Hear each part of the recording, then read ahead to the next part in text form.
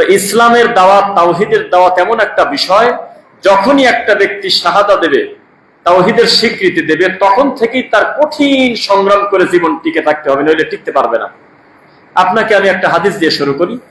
মুহাম্মদ রাসূলুল্লাহ সাল্লাল্লাহু আলাইহি ওয়াসাল্লাম বলেছেন, হাদিসটা আছে তিরমিজির 2398। মুহাম্মদ সাল্লাল্লাহু আলাইহি ওয়াসাল্লামকে জিজ্ঞাসা করা হলো, আসাদ্দুন নাসি বালা, মুহাম্মদ সাল্লাল্লাহু আলাইহি ওয়াসাল্লাম আপনি বলেন পৃথিবীতে সবচেয়ে বেশি কষ্ট কারা করছে? শুনতেছেন আমার কথা? পৃথিবীতে সবচেয়ে বেশি কষ্ট কারা করছে? নবী সাল্লাল্লাহু আলাইহি ওয়াসাল্লাম বললেন, আল আম্বিয়া, নবীরা। মাঝখানে কোনো কথা বলেন নেই।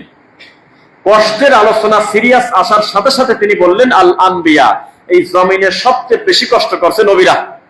সুম্মাল আমসাল ফাল আমসাল, এরপরে যার ইমানের গতি যেমন তার কষ্ট তেমন। তার মানে কাজটাই কিন্তু রিস্কের কাজ, এটা কি জানেন? মানে আপনারা মাঝে মধ্যে আমাদের বলেন যে আমি দিন গ্রহণ করার কারণে অমুক গালি দিয়েছে, অমুক কাফের বলছে, খ্রিস্টান বলছে, এগুলো আমাদের খুব একটা বেশি আর এখন ফিলিংস দেয় না। কারণ আপনার থেকে অনেক বড় সিরিয়াস টপিক আমাদের সালাফদের ইতিহাসে আছে।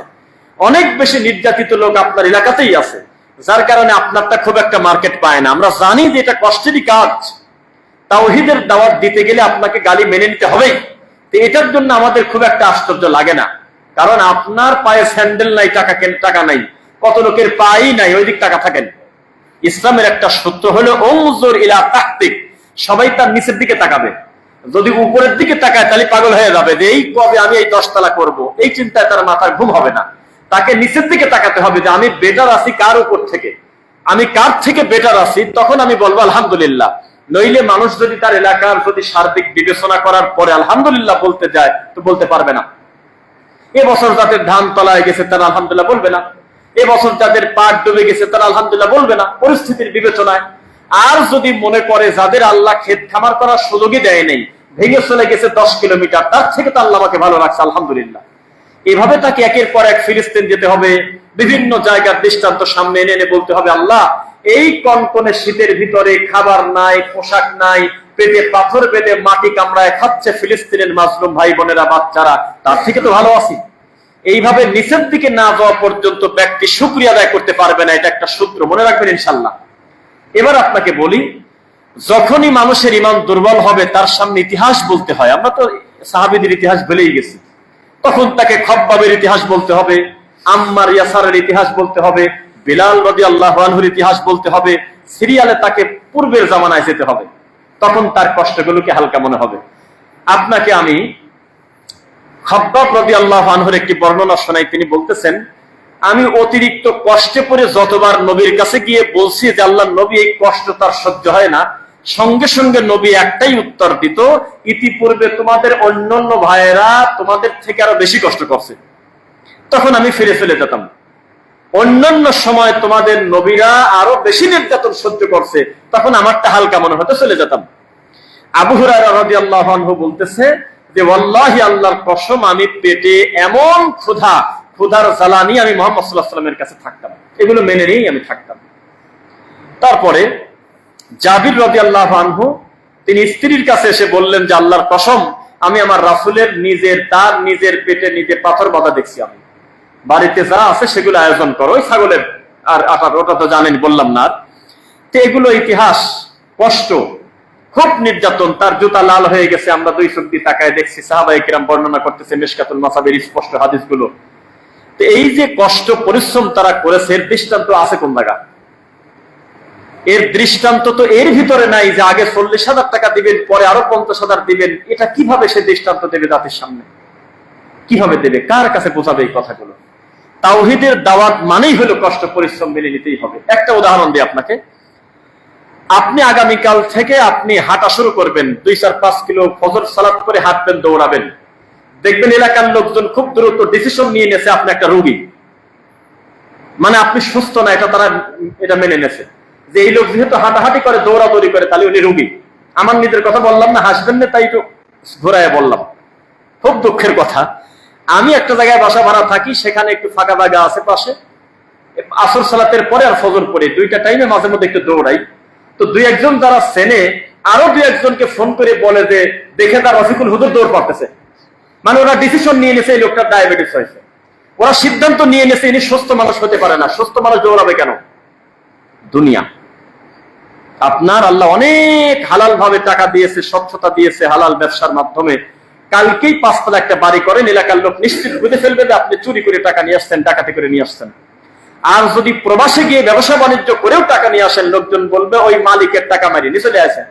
এটা হলো সমাজ। এই সমাজের কাছে দাওয়াত দিতে এসে আল আম্বিয়া আসাদুন নাস, সবচেয়ে বেশি কষ্ট পাইছে আসাদুন নাসি বালা, নবীরা। কি পরিমাণ নির্যাতিত বলিন তার হিসাব নেই। মানুষ এটা মানতেই পারবে না যে আপনি কেন হাঁটতেছেন, কেন দৌড়াচ্ছেন, কেন জেগে আছেন, তাহলে আপনার রোগী। এটা মেনে নিচ্ছে তারা, আপনাকে বুলিং করবে, এভাবেই মেনে নিতে হবে। দিনের ব্যাপারেও তাই। এলাকার চলমান ইবাদতের জনগণের আলোকে ওয়াজ না করে ইসলামের আলোকে যখন ওয়াজ করবেন, তখন আপনি রোগী, তখন আপনি তাদের গালির শিকার, নির্যাতনের শিকার মেনে নিতেই হবে আপনার। 2 নম্বর কথা, আমাদের ভিতরে কিন্তু হেজিটেশন বেশি, অন্য কোন দলের ভিতরে কোনো হীনমন্যতা নাই। এই বাংলাদেশে যারা ল্যাংটার অনুসারী, তাদের ভিতরে কোনো হীনমন্যতা নেই। যারা লালনের অনুসারী, তাদের ভিতরে কোনো হীনমন্যতা নাই। একবার নিশ্চিন্তে গাদা টানতেছে, কোনো সময় তাদের খারাপ লাগে না, এটাকেই তারা দিন মনে করে, এটা কোনো কষ্ট মনে করে তারা করে না। যারা মাঝভান্ডারে আছে, তার নিজের কর্মপন্থাকে কোনোদিন লোকটা কষ্ট মনে করে না। দুর্ভাগ্যজনক বশত আমরা কিছু দিনী ভাই এখনো স্থির হতে পারলাম না, এখনো আমাদের মানহাজটা ক্লিয়ার করতে পারলাম না। এখন আমি নিশ্চিত না যে আমার এই কর্মটা সঠিক পথে আছে কিনা। একবার এক জায়গায় ঘোরে, একবার এক জায়গায় ঘোরে। নবী সাল্লাল্লাহু আলাইহি ওয়াসাল্লামকে বললেন যে আমাকে আপনি একটা মহাসমুদ্র, বিরাট মূল্যবান কিছু শিখায় দেন। আল্লাহর নবী বললেন, কুল আমানতু বিল্লাহ, তুমি পড়ো আমি আল্লাহর উপরে ঈমান আনলাম, মানে তাওহীদ। আর উনি মনে করছে আমার কাজ শেষ। রাসূল বললেন, সুম্মাস্তাকিম, দাঁড়াও, আরো কথা আছে, আরো কাজ আছে। আগে যেটা বললে তার থেকে বেশি জিনিস হলো সুম্মাস্তাকিম, যা বললে তার উপরে টিকে থাকা। ভাষা বুঝতেছেন? উনি মনে করছে লা ইলাহা ইল্লাল্লাহ যেহেতু বললাম, এর থেকে দামি জিনিস পৃথিবীতে নাই। রাসূল বললেন সুম্মাস্তাকিম, এর আগে যেটা বললাম মুখ দিয়ে, এটার উপরে টিকে থাকাটা আরো বড় কঠিন। আমরা দেখেছি বহু মানুষ ঈমান আনছে, কালেমা পড়ছে, সঠিক আকীদার দিন প্রচার করেছে, একটা পর্যায়ে তার স্থির হয় নাই, তার হেদায়েতটা তার উপরে অটল থাকেন নাই, তিনি পথভ্রষ্ট হয়ে গিয়েছেন। হয়েছে কিনা বলেন? হয়েছে। অনেক মানুষ তাকে আমি দিনী ভাই মনে করতাম, পরবর্তীতে দেখতেছি যে না, উনি বিভিন্ন পথে চলে গিয়েছে। এরকম হচ্ছে না? তার মানে আমানতু বিল্লাহ হয়েছে, সুম্মাস্তাকিম হয় নাই। ঈমানের উপরে লোকটা অবিচল থাকতে পারে নাই। দেখেন, নবীদের দিয়ে আল্লাহ বহু কষ্টের কাজ করান নাই দুনিয়াতে, অনেক পরিশ্রমের কাজ করেছেন। মা বাআসাল্লাহু নাবিয়্যান ইল্লা রাআল গনাম, আমি আল্লাহ দুনিয়াতে এমন কোন নবী পাঠাই নাই যাকে দিয়ে ছাগল চড়াই নাই। কি একটা অবস্থা! কোন ছাগলের চাইতে ঘাড় ফেরা যায় খুঁজে পাওয়া যায় সহজে? আপনি যতই হরেন দানো, মরে যাবে তাও নড়াচড়া করবে না, এটা তার গতি। মা বাআসাল্লাহু নাবিয়্যান, আমি এমন কোন নবী দুনিয়াতে পাঠাই নাই ইল্লা রাআল গনাম, ছাগল চড়ানো ছাড়া। ধৈর্য, বিনয়ী, ওয়াস্তাঈনু বিস-সাবরি ওয়াস-সালাহ, তোমরা সাহায্য প্রার্থনা করো ধৈর্য এবং সালাতের মাধ্যমে। আর আমরা বাউন্ডারির বাইরে যা কাঁদি, মাওলা তুমি আমাদের দোয়া কবুল করে নাও। অথচ সালাত এবং ধৈর্য এর মধ্যে, এর বাইরে না, সালাতের বাইরেও না, সালাতের ভিতরে মহান আল্লাহর কাছে কল্যাণ কামনা করতে হবে, সাহায্য চাইতে হবে, এটা হলো মূল জায়গা। আর ধৈর্য একটা ইবাদত কিনা বলেন? ধৈর্য একটা বিরাট বড় ইবাদত। তা আমি আপনাকে যেটা বোঝাতে চাচ্ছি, আজকে থেকে আমি এখন যে টপিকটা বলবো, আমি এটা নিশ্চিত জানি যে এই বিষয়টা আপনাদের কাছে নতুন বলবো না, কিন্তু তুলনামূলক খুব কম চর্চা হয়। সেটা কি? আমি আল্লাহর কাছে কয়েকবার দোয়া করে বলছি, আল্লাহ আমি যে ঈমান আনছি, বহু আগে স্বীকৃতি দিছি, এটা নিয়ে কি কবরে যেতে পারবো? আমাকে এটার উপর তুমি স্থির রাখো। বলেন তো, মরা মাটি দেওয়ার পরে সর্বশেষ কি কথা মুখ দিয়ে করতে হয়, দেখি পারেন কিনা? মাটি দেওয়া শেষ, দাফন কাফন শেষ, আমি চলে যাওয়ার সময় সর্বশেষ কি কথা মুখ দিয়ে পড়তে হয়? মাশাআল্লাহ, আলহামদুলিল্লাহ। আল্লাহুম্মা গফিরলাহু ওয়া সাব্বিতহু, মানে কি বলেন তো? আল্লাহ ওনাকে ক্ষমা করে দেন, ওনাকে শক্ত করে দেন। মানে স্থির থাকাটা কবরে দেওয়ার পরেও কিন্তু থামতেছে না। ফিতনা কত জটিল জিনিস, জীবিত মানুষের কোনো গ্যারান্টি আছে ভাই? আজকের নাস্তিক, আগামীকালকে আল্লাহ তাকে হেদায়েত দিয়ে দিতে পারেন। আবার কঠিন একজন তাওহীদবাদী মানুষ এসে বেদাতি হয়ে যাচ্ছে, চোখের সামনে আমরা দেখতেছি। গতকাল পর্যন্ত যিনি আমাদের মানহাজ প্রচার করতেন, আজকে সে বেদাতির কোলের ভিতরে গিয়ে আমাদেরকে গালিগালাজ করে। কয়টা লাগবে প্রমাণ বলেন? তার মানে সুম্মাস্তাকিম হয় নাই। ঈমান আনছে কথা ঠিক, কিন্তু এই ঈমানের উপরে তার অবিচল থাকা হয়নি। তাহলে আপনারা কি মাঝে মধ্যে সিজদায় আল্লাহকে বলবেন, আল্লাহ আমাদের এই তাওহীদটা তুমি আমাকে অটল হিসেবে কবুল করো? বলবেন ইনশাআল্লাহ? বলেন আমিন। এইবার আপনাকে বলি, মা বাআসাল্লাহু নাবিয়্যান ইল্লা রাআল গনাম, নবী দুনিয়াতে আমি আল্লাহ দেই নাই ছাগল চরানো ছাড়া। এটা একটা হাদিস। ওয়া আলান্না লাহুল হাদিদ আনি'মাল সাবিকাত, দাউদ আলাইহিস সালামকে আমি বললাম যে তোমার কাজ হলো লোহা দিয়ে বর্ম বানানো, এই লোহা নরম করার দায়িত্ব আমি আল্লাহ। সুবহানাল্লাহ। উনি হাত দিলে সেটা মোমের মতো নরম হয়ে যেত। এটাকে একটা মুজিজা না বলেন তো? এত মুজিজা, এত পাওয়ার যাদের, একজন কি বায়ু নিয়ন্ত্রণে, জিন নিয়ন্ত্রণে, পাখি নিয়ন্ত্রণে, রাজ্য তার দখলে, আর একজন কি আল্লাহ বললেন ফাআলকাহা ফাইদা হিয়া হাইয়াতুন তাসআ, লাঠি ফেলায় দাও, লাঠি সাপ হয়ে গেল। আর আবার বললেন যে পানির উপরে আঘাত করো, চলন্ত পানির উপরে আল্লাহ রাস্তা বানায় দিলেন। এগুলো মুজিজা কিনা? সেই নবীকে আল্লাহ বলতেছে অমুকের কাছে দাওয়াত দাও, সে আবার ধরে মারও দিচ্ছে। তাহলে একজনের জুতা ভিজে যাচ্ছে, দাঁত ভেঙে যাচ্ছে, কষ্ট করতেছে, পরিশ্রম করতেছে, আবার হাত দিলে লোহা নরম হয়ে যায়। তার মানে কি জানেন? আপনাকে যত বড় মুজিজা আল্লাহ দিক, যত বড় নিয়ামত দিক না কেন, আপনাকে মনে করতে হবে জান্নাতের জন্য যাকে আল্লাহ প্রস্তুত করবেন তাকে জমিনে কষ্ট করতেই হবে, কোনো পথই নেই। এবার আপনাকে আর একটা হাদিস বলি, হুজিবাতিন নারু বিশ-শাহাওয়াত, জান্নাতটা ঘেরা আছে মনের কুপ্রবৃত্তি, চাওয়া পাওয়া দিয়ে, আরামায়েশ দিয়ে। হুজিবাতিল জান্নাতু বিল মাকারিহ, হুজিবাতিন নারু বিশ-শাহাওয়াত, জাহান্নামের চতুর্দিক ঘেরা আছে মানুষের চাওয়া পাওয়া দিয়ে, মনে যা চাই তাই জাহান্নাম। ওয়া জান্নাতু বিল মাকারিহ, আর জান্নাতটা ঘেরা আছে মানুষের কষ্ট দিয়ে। কি দিয়ে? কষ্ট দিয়ে, রাত জাগা দিয়ে, পরিশ্রম দিয়ে, ত্যাগ দিয়ে, মাজলুম দিয়ে, বহু কিছু দিয়ে জান্নাতের চতুর্দিক সাজানো হয়েছে। তা জান্নাত কি সহজে হবে? অনেক কষ্ট, অনেক পরিশ্রম করতে হবে। এবার বলেন, মুহাম্মদুর রাসূলুল্লাহ সাল্লাল্লাহু আলাইহি ওয়াসাল্লাম তিনি যখন জাহান্নামের বর্ণনা করতেন, সাহাবায়ে কেরামদের এমন হাল হতো যে জাহান্নাম ছাড়া আমাদের মনে হয় আর কোনো গতিই নাই। আর তিনি যখন জান্নাতের সুসংবাদ দিতেন তখন তাদের পরিস্থিতি এমন হতো উৎফুল্ল এবং খুশি যে জান্নাতে একজন যদি যায় তো আমি রেডি। সুবহানাল্লাহ। ওয়া কানা ওয়াদা রাব্বুহু হাক্কা, আল্লাহর চাইতে ওয়াদা রক্ষাকারী কেউ আছে? আর সবচেয়ে বড় ওয়াদা রক্ষাকারী মহান আল্লাহ সুবহানাহু ওয়া তাআলা।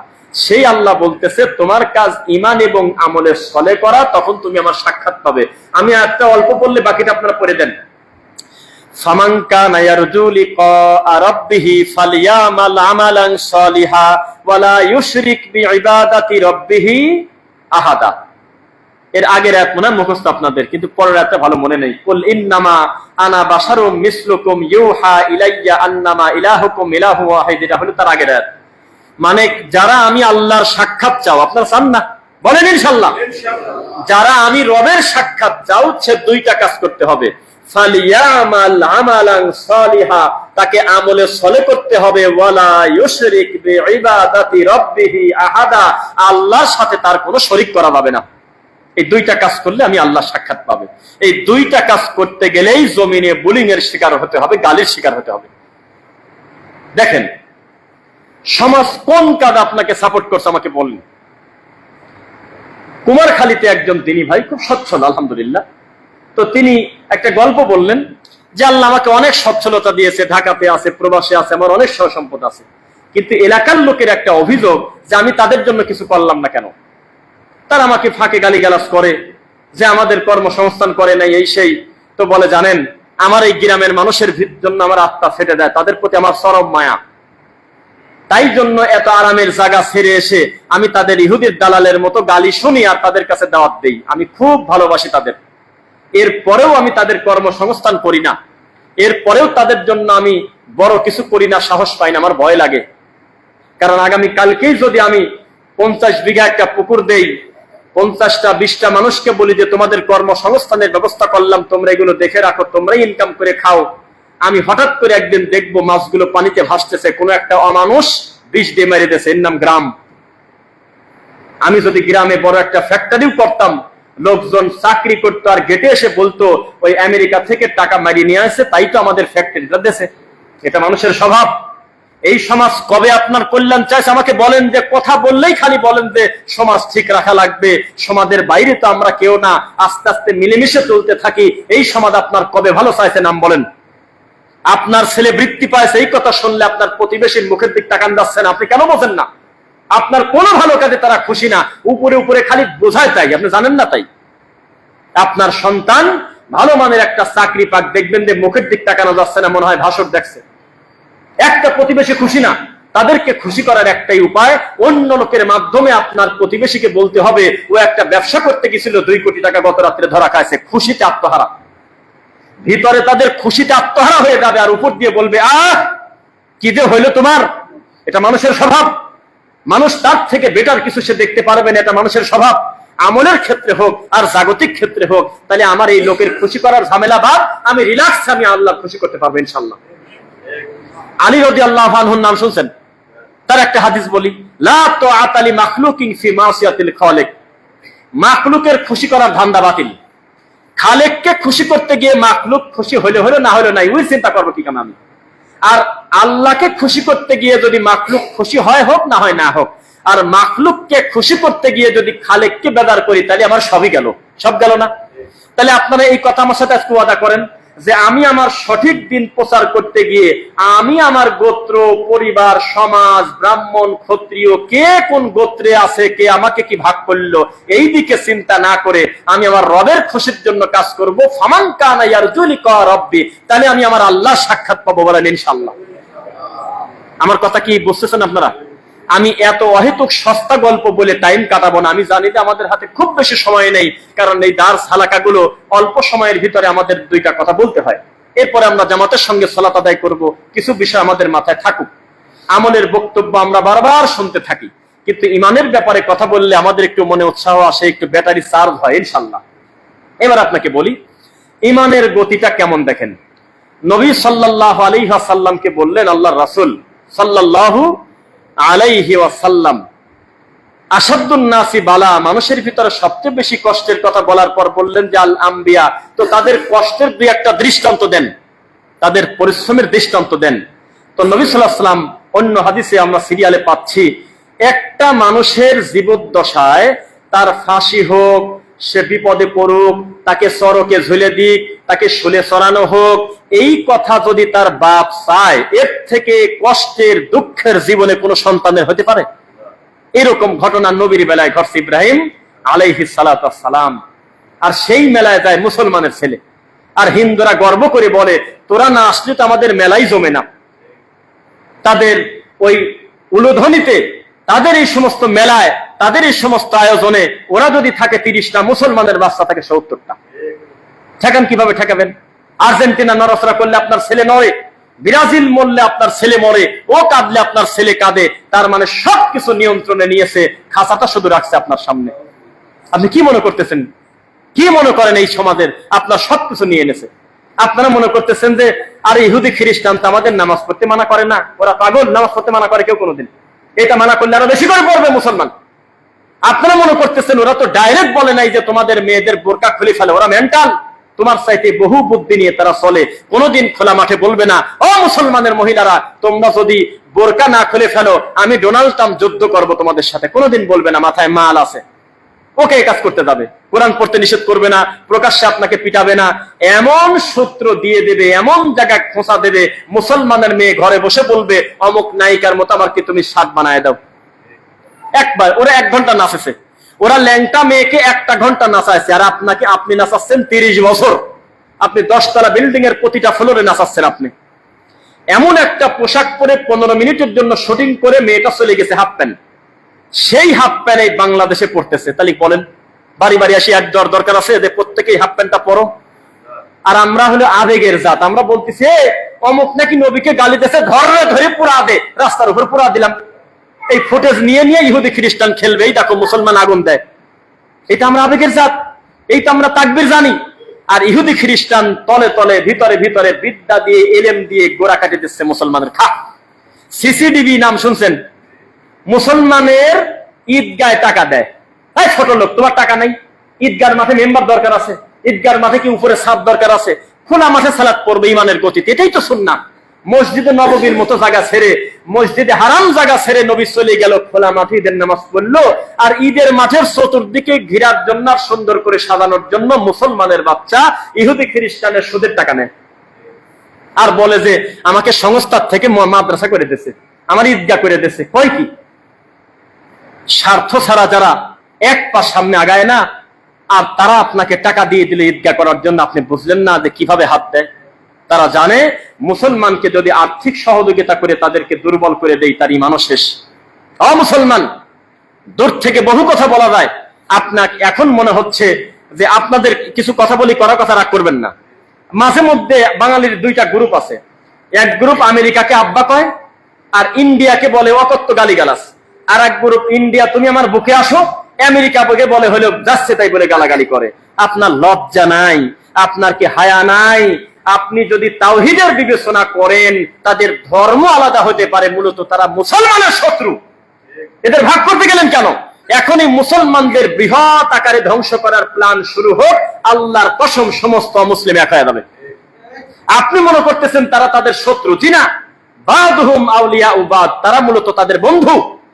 এখনই মুসলমানকে কচুকাটা করার মিশনে শুরু হোক, দেখবেন যে যাদের পক্ষ নিয়ে আর এক হিন্দুকে অমুসলিমকে গালি দিয়েছিলেন, এখন মূলত তারা সবাই এক।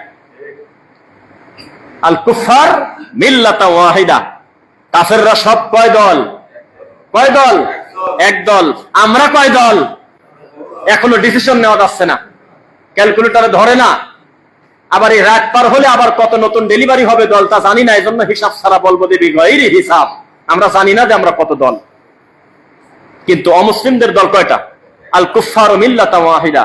মুসলমানের বাচ্চা এই ব্যাপারেও যদি একমত হতো, তাও তো হতো যে আমার শিক্ষা ব্যবস্থা, আমার পড়াশোনা, আমার সংস্কৃতি, আমার সবকিছু ইহুদি খ্রিস্টানের নিয়ন্ত্রণে। আমার বাচ্চার চুল কাটা, তার পোশাক আশাক, যেই পোশাকের জন্য 9 বছরের বাচ্চা পটুয়াখালীতে আত্মহত্যা করলো, ওই পোশাকটা করতে হলো ভারতের একটা নায়িকা। আর রাত দিন মোনাজাত করতেছে, ওদের থেকে আমাদের তুমি কবুল করো মাওলা, ওদের তুমি ধ্বংস করে দাও। হয় কি? এখানে দোয়া করতেছে ওদেরকে ধ্বংস করো, আর বাড়িতে 2200 টাকা দামের শার্ট না কিনে দিলে তার ছেলে মরে যাচ্ছে, কারণ ইন্ডিয়ার একটা নায়কের শার্ট পরে। ঠেকান এখন কিভাবে ঠেকাবেন? সবকিছু নিয়ন্ত্রণ করে নিয়েছে সব। কুষ্টিয়ার একটা ছেলে মরে গেছে, ব্রাজিল হারলো কি কামে, হায় জ্বালা।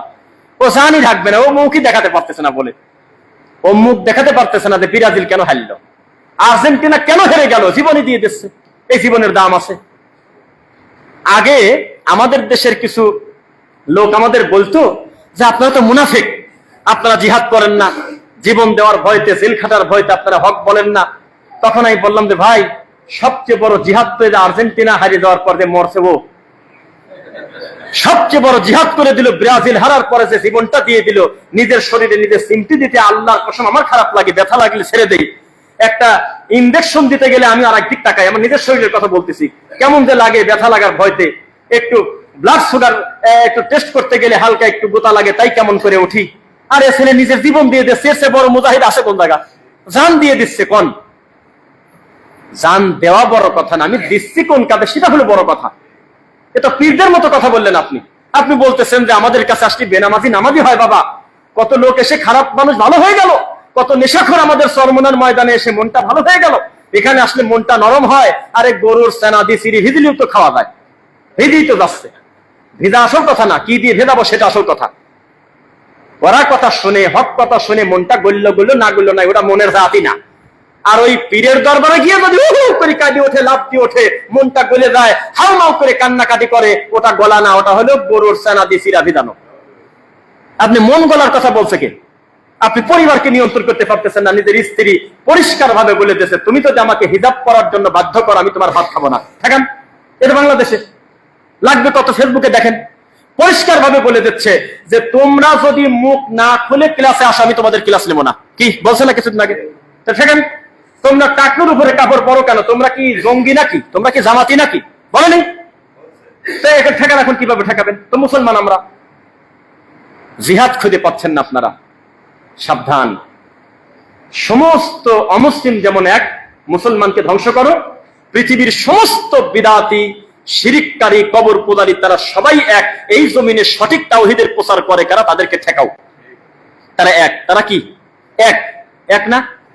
একটা দুঃখ করলাম, একটু আগে বললাম আমরা আসতে, যে যেই চরমোনাই কয়েকদিন আগে বললো যে আমি তোমাদের সাথে থাকবো না। আর কেন? কারণ আমি অলরেডি তথ্য জানি 143 আসনে আমি এগ্রেড পাইছি, আমি আর কয়েকটা পালিতে আমি একাই সংসদে প্রধানমন্ত্রী হতে পারতেছি, আমি তোমার কাছে যাবো কি কারণে? এই কথা বলে বের হয়ে চলে গেল। পরে দেখা গেল নিজের জামানতি নিজে হারা ফেলাছে। এরকম প্রতিবন্ধীর হাতে যখন ইসলাম ছেড়ে দেন, এইরকম মানুষের কাছে যখন আল্লাহর দিনটা আপনি ছেড়ে দিচ্ছেন, তখন এই জাতি কোথায় যাবে বলেন? পরিস্থিতি কঠিন। এই জেলাতে যেই দায়িত্বে থাকুক, এই গণতন্ত্রে লেখা আছে লালনের মন্দির সম্পর্কে কটু মন্তব্য করে চাকরি টেকানো যাবে না। এই দেশের সবচাইতে দামি ইসলাম হলো শাহজালালের ড্যাগ। এই বাংলাদেশের সবচেয়ে দামি ইসলাম হলো খানজাহান আলীর কুমির। পারলে মানি না, না পারলে বলেন আমি গণতন্ত্র মানি না, একা একা গাছের আড়ালে থাকেন, কিছু করার নাই। এই দেশে থাকতে গেলে কুমিরের মূল্যায়ন করেই থাকতে হবে। কুমিরের বিরোধিতা করে কথা বললে সংবাদ সম্মেলন হবে। শাহজালালের ড্যাগের হিসাব করতে গেলে কুলাতে পারবেন না। 4 দিনে টাকা উঠছে 14,86,225 টাকা। ঠিক আছে? 2026 সাল। ঘরে বসে বসে খালি বলতেছেন যে আমাদের দল লোক বাড়তেছে, দিন দিন মানুষ ভালো হয়ে যাচ্ছে, তো টাকা দিচ্ছে কিনা? কয়েকদিন আগে এত টাকা উঠতো না। এই ড্যাগ নিয়ে ডিসি সরওয়ার সাহেব কথা বলার পর থেকে টাকার পরিমাণ বাড়িয়ে গেছে। এটা ল্যাংটা জাতি। এই জাতিকে যত বেশি বলবেন তত দিন দিন আরো বিগড়ে যাবে। তাহলে কি করা যাবে? আপনার দাওয়াত আপনি দিতেই থাকেন, ইনশাল্লাহ পড়েন। আপনাকে এটা মাথায় নেওয়ার দরকার নাই। আচ্ছা, এই মসজিদে এত খুতবা দেই, তাহলে আমার এই প্রতিবেশী এই ভাইটা আমার কথা শোনে না কেন? এটা চিন্তা করতে গেলেন কেন? এখান থেকে 70 কিলো ফাঁকের লোকটা শুনে ফেলছে ইনশাল্লাহ। ইনশাল্লাহ এখান থেকে 2000 কিলোমিটার ফাঁকের একটা লোক বক্তব্য শুনে দিন পেয়ে দিতে পারে। আপনি ওনার চিন্তা করলেন কেন? আপনি ব্যক্তিকে মাথায় নিতে গেলেন কেন? আপনি ব্যক্তিকে মাথায় নিলে তাহলে আপনি সিলেটকে আর হিসাব করতে পারবেন না, খানজাহান আলীর কুমিরকে ঠেকাতে পারবেন না। এটা দুনিয়ার নিয়ম। সুতরাং আপনাকে বেশি বেশি দোয়া করতে হবে আল্লাহর কাছে, আল্লাহ তুমি আমাদেরকে জাতির সামনে গ্রহণীয় করো, বলেন আমিন।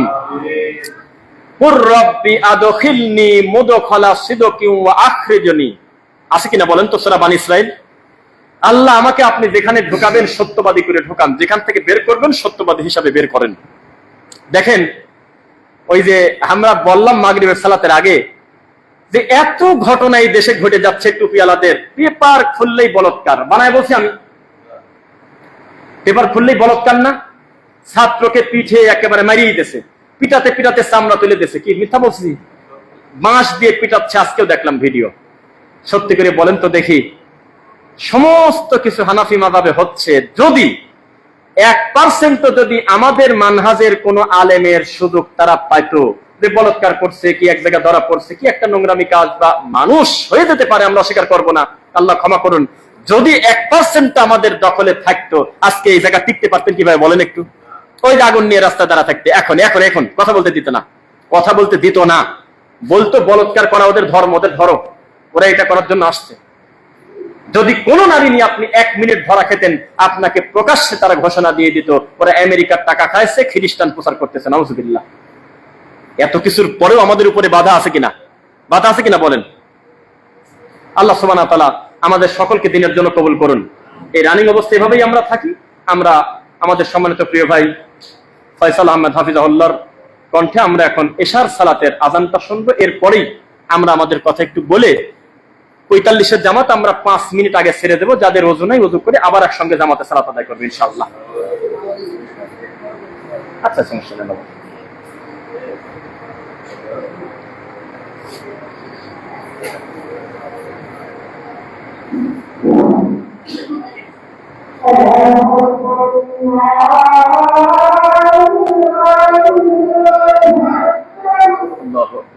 আযানের জবাব দেন সবাই।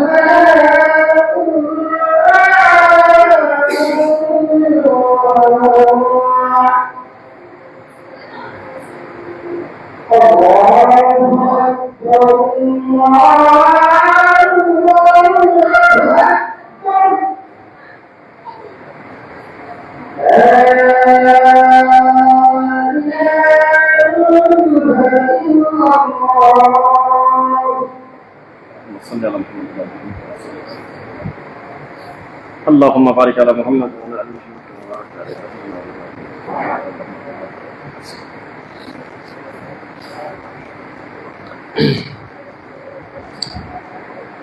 আলহামদুলিল্লাহ। আযানের পরে দরুদ এবং দোয়া পড়ব আমরা ইনশাআল্লাহ। আমরা বক্তব্যের একটা পর্যায়ে ছিলাম। পবিত্র এশার সালাত আমাদের সামনে, আমরা জামাতের সঙ্গে সালাত আদায় করব। তার পূর্বে আমাদের হাতে আরো কয়েক মিনিট সময় আছে, আমরা কথা বলতে থাকি ইনশাআল্লাহ।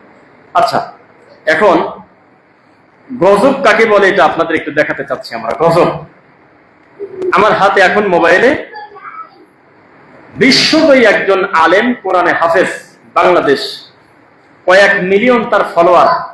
তিনি কোনো বক্তব্য দিলে, ভিডিও দিলে মুহূর্তের ভিতরে লাখ লোকের কাছে যায় না, মিলিয়ন মিলিয়ন মানুষের কাছে পৌঁছায়।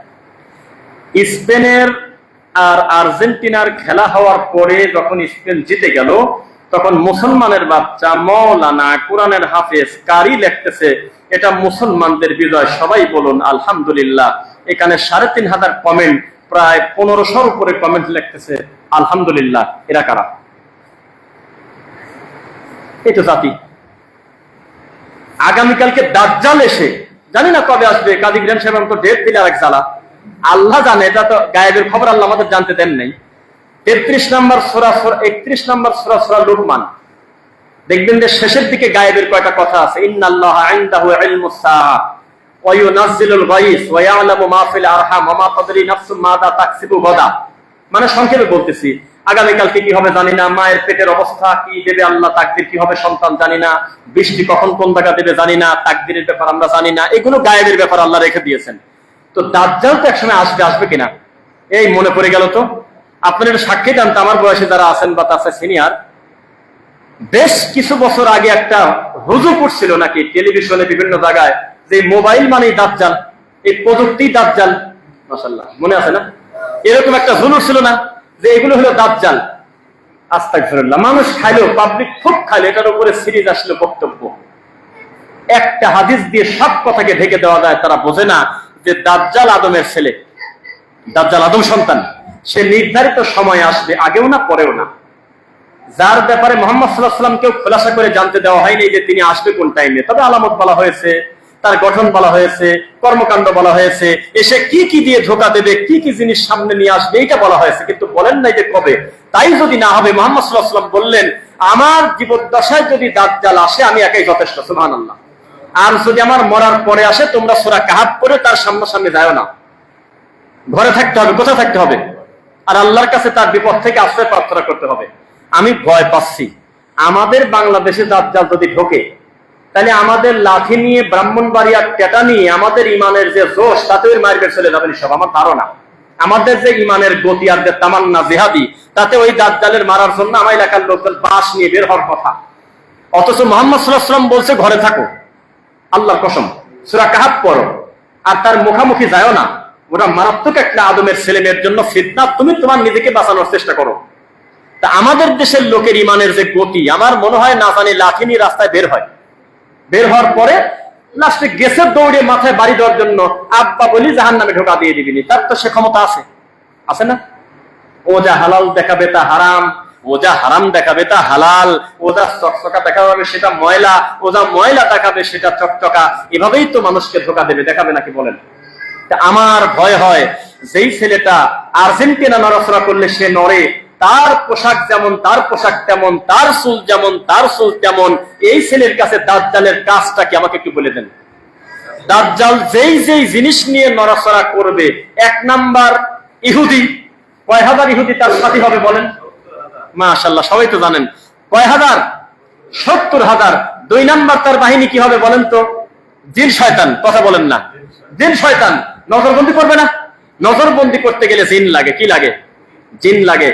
এই যে জিনিসগুলো দিয়ে মুসলমানকে ধোকা দেবে, এগুলো সব তো ইহুদি খ্রিস্টান যখন এগুলো নিয়ে তারা খেলা করে, তারা খেলা করতেছে, জাদু করতেছে খেলার আশপাশে, যাতে আমার পছন্দের প্লেয়ার জিতে যায়, বিপরীত দলের লোক যাতে মরে যায়, জাদু করতেছে প্রকাশ্যে। এখনো আফ্রিকার কিছু দেশে, আরো কিছু জায়গায় দেখবেন প্রকাশ্যে এখান থেকে রক্ত খাত তুলে নিচ্ছে, পিঠের ওখানে একটু হালকা কেটে দিচ্ছে, দিয়ে বিভিন্ন ধরনের সুতা, বালা, পশুর চামড়ার গলা নিয়ে নিয়ে এসে তাকে জাদু করতেছে। এই জাদু মুসলমানদের ভিতরে প্রভাব পড়ে যাচ্ছে কিনা বলেন? তাহলে আমার ওই আবার কোরআন বক্তব্যে আমি আসি, টয়লেটে ঢুকতেও এলেম লাগে। লাগে কিনা? লো কমেটে বসা আর হাই কমোটে বসা এক নয়। বাংলা টয়লেটে বসা আর হলো হাই কমোটে বসে ওই পানি চাপ দেওয়ার সিস্টেম এক নয়। টয়লেটে ঢুকতেও কয়েক প্রকারের বিদ্যা লাগে। আপনি কোন বিদ্যায় দাজ্জালের ফিতনা থেকে বাঁচবেন, জিনের ফিতনা থেকে বাঁচবেন, মানুষের অকল্যাণ থেকে বাঁচবেন, কিছুই জানেন না, কিছুই জানেন না। টয়লেটে ঢোকেন, সব দেখে জিন। দোয়া নাই, স্ত্রী সহবাসের দোয়া জানেন না, ডানে বামে সালাম ফেরানোর পর কি করা লাগে জানেন না, মানুষকে বাড়ি থেকে বের হওয়ার সময় কি দোয়া শিক্ষা দিতে হয় জানেন না, উপরের দিকে ওঠার সময় কি দোয়া, নিচে নেওয়ার সময় কি দোয়া, কিছুই জানেন না। মুসলমান ব্যস্ত থাকবে, যত বেশি ব্যস্ত থাকবে শয়তান তার থেকে দূরে থাকবে। 2, কোরআন মাজিদের সর্বশেষ সূরার নাম কি? সূরা নাস। সর্বশেষ আয়াতটা একটু পরের মুখ দিয়ে, মিনাল জিন্নাতি ওয়ান নাস। এখানে কি শুধু জিন শয়তান থেকে বাঁচতে বলছে না মানুষ শয়তান থেকে বাঁচতে বলছে? জিন মানে জিন, নাস মানে কি? মানুষ। কোনদিন কি বলছেন যে আল্লাহ আমাকে আপনি মানুষ শয়তান থেকে বাঁচান? কবে? মনেই তো বল না। অথচ বলতে হয় আল্লাহ মানুষ এবং জিনের অকল্যাণ থেকে তুমি আমাকে বাঁচাও। আল্লাহ মানুষের অকল্যাণ আছে জানেন? একটা আয়াত বলি, সবাই বলবেন এইভাবে তো ভাবি দেখে নেই। ইয়া আইয়ুহাল্লাযীনা আমানু, ইয়া আইয়ুহার রাসূল, হে রাসূল, বাল্লিগ মা উনজিলা ইলাইকা মির রাব্বিক, আপনি প্রচার করে দেন, তাবলীগ করেন যেটার উপরে আপনাকে বলা হয়েছে কোরআনের তাফসীর, কোরআনের কথা, হাদিসের কথা। মা উনজিলা ইলাইকা মির রাব্বিক, যেটা আপনার উপরে নাজিল হয়েছে। ওয়া ইল্লাম তাফআল ফামা বাল্লাগতা রিসালাতা, যদি না পৌঁছান তাহলে রিসালাতের দায়িত্ব পালন করেন নাই। এরপরে মানুষ খুব একটা বলে না। ওয়াল্লাহু ইয়াসিমুকা মিনান নাস, এখানে আমাদের ব্রেন বলে এখানে হওয়ার কথা ওয়াল্লাহু ইয়াসিমুকা মিনাল জিন্নাহ ওয়াল্লাহু ইয়াসিমুকা মিনাশ শাইতান।